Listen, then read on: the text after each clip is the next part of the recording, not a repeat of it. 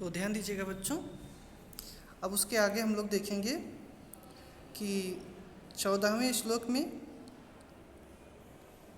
कैकेयी के द्वारा कहे गए वचनों को सुनकर राम बहुत दुखी हुए और राजा के पास बैठी हुई उस देवी से बोले।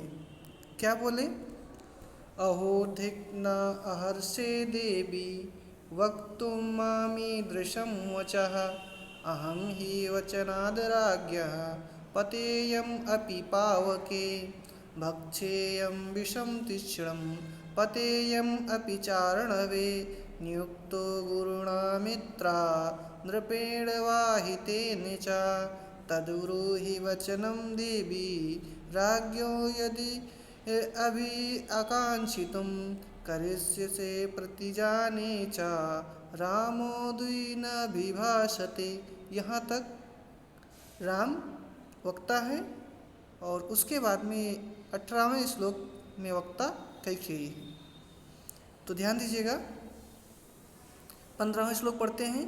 अहो धिक् न अहर्षे देवी वक्तुं मामीदृशं वचः अहं हि वचनादराज्ञः पतेयम् अपि पावके।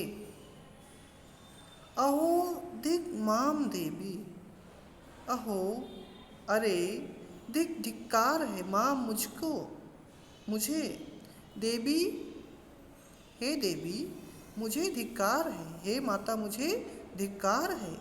ईदृशं वचः वक्तुं न हर्षे, ईदृशम इस प्रकार के वचन वक्तुम कहना, न माने नहीं, अहर्षे कर सकता है, अर्थात हे देवी हे माता मुझे धिक्कार है।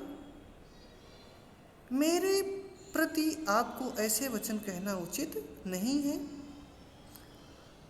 राज्ञः वचनात् ही अहम पावके अपि पतेयम्, राज्ञः अर्थात राजा की वचनात् वचन से अहम मैं पाव के अग्नि में पतेयम कूद सकता हूँ, गिर सकता हूँ। मैं पिताजी की आज्ञा से अग्नि में भी कूद सकता हूँ। इस प्रकार की बात राम ने कहा। अहो धिक् माम देवी, हे देवी मुझे धिक्कार है। ईदृशम वचः वक्तुं न हर्षे, मेरे प्रति आपको ऐसे वचन कहना उचित नहीं है। अहम राज्ञः वचनात् ही पावके अपि पतेयम्, मैं राजा की वचन से अर्थात पिता की वचन से अग्नि में भी कूद सकता हूँ, ऐसा राम ने कहा। और क्या कहा? भक्षेयं विषं तीक्ष्णं पतेयम् अपि चारणवे नियुक्तो गुरुणा पित्रा नृपेण चाहितेन च। भक्षेयम् अयम् इयम्, यह राम, ध्यान दीजिएगा, गुरुणा पित्रा नृपेण हितेन च नियुक्ता तीक्ष्णं विषं भक्षेयम् अर्णवे अपि च पतेयम्। तो भक्षेयम, भक्षेय मतलब खा सकता हूँ, विषम विष को, तीक्ष्णम तीक्ष्ण, मैं तीक्ष्ण तेज जहर को भी खा सकता हूँ, उसका भक्षण कर सकता हूँ। पतेयम अपि चारणवे, और च माने और, पतेयम अपि कूद सकता हूँ, अर्णवे मतलब समुद्र में, और मैं उनकी आज्ञा से समुद्र में कूद सकता हूँ। नियुक्तो गुरुणा मित्रा, नियुक्तो मतलब नियुक्त किया गया है, कार्य में लगाया गया है। गुरुणा मित्रा नृपेण, गुरुणा गुरु के द्वारा, पित्रा पिता के द्वारा, नृपेण राजा के द्वारा, हितेन च हित में, अर्थात श्री राम माता कैकेयी से कहते हैं कि हे माँ, मैं गुरु, राजा और पिता के द्वारा हित में लगाए गए तेज जहर को खा सकता हूँ और गहरे गंभीर अथाह समुद्र में भी कूद सकता हूँ। अगला है तद ब्रूहि वचनम देवी राज्ञो यदि अभि आकांक्षितुम करिष्ये प्रति जाने च रामो द्विना विभासते। रामो द्विना विभासते।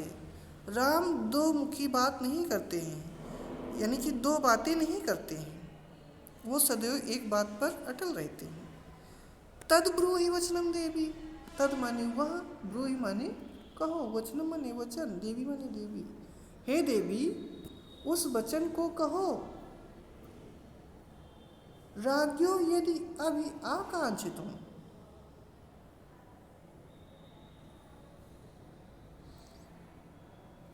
जिसको राजा चाहते हैं या जो राजा चाहते हैं वह बात मुझसे कहो। करिष्ये प्रतिजाने च, प्रतिज्ञाने प्रतिज्ञा करता, करिष्ये करेंगे, न विभासते नहीं बोलता हूँ। अर्थात ध्यान दीजिएगा, देवी राज्ञ यदि अभि आकांक्षितुम तद वचनम ब्रूहि। हे देवी राजा की जो इच्छा है, राजा ने जो भी अपने मन में सोचा है, तद वचनम ब्रूहि वह वचन कहो। तत्प्रति जाने करिष्ये उस प्रतिज्ञा को करता हूँ। राम द्विना विभासते, राम कभी दोहरी बात नहीं करता है। ऐसी बात राम ने कहा, अर्थात कैकेयी को वचन दिया। अब कैकेयी बोलेगी, क्या कहती है? तमार्जवम क्षमायुक्तम अनार्या सत्यवादिनीम उवाच रामम कैकेयी वचनम वृषदारुणम। वृषदारुणम का अर्थ होता है अत्यंत कठोर। उवाच माने कहा। किसने कहा? कैकेयी ने कहा। क्या कहा? तो ध्यान दीजिएगा, अनार्या कैकेयी, अनार्या कैकेयी, अनार्या कैकेयी आर्जव क्षमायुक्तम, आर्जव क्षमायुक्तम मतलब सरलता या कोमलता से युक्त, तम उस, तम आर्जव क्षमायुक्तम उस सरलता या कोमलता से युक्त राम को वृषदारुणम, राम को सत्यवादिनी, सत्यवादी से, उस सत्यवादी राम से वृषदारुणम कठोर वचन उवाच कहे। अर्थात ध्यान दीजिएगा, हाँ एक शब्द छूट गया, अनार्या। अनार्या का अर्थ होता है न आर्या इति अनार्या, अर्थात जो श्रेष्ठ ना हो, यानी कि जिनके विचार निम्न हो, नीच विचारों को धारण करने वाली स्त्री को अनार्या कहते हैं। तो उस नीच विचार वाली कैकेयी ने राम की कोमल, सरल और कपट से परे बात सुनकर उस सत्यवादी के प्रति ऐसे कठोर वचन कहे। तम माने उससे, अर्जव समम युक्तम मतलब सरलता कोमलता से युक्त, अनार्या जो नीच आचरण करती उसे अनार्या कहते हैं, सत्यवादिनम सत्य बोलने वाले, उवाच कहा रामम राम को, कैकेयी कैकेयी ने, वचनम वचन को, भृषदारुणम कठोर, अर्थात उस अनार्या ने, उस नीच विचार वाली कैकेयी ने राम की कोमल, सरल और कपट से परे बात सुनकर उनसे सत्यवादी, उस सत्यवादी राम से कठोर वचन कहे।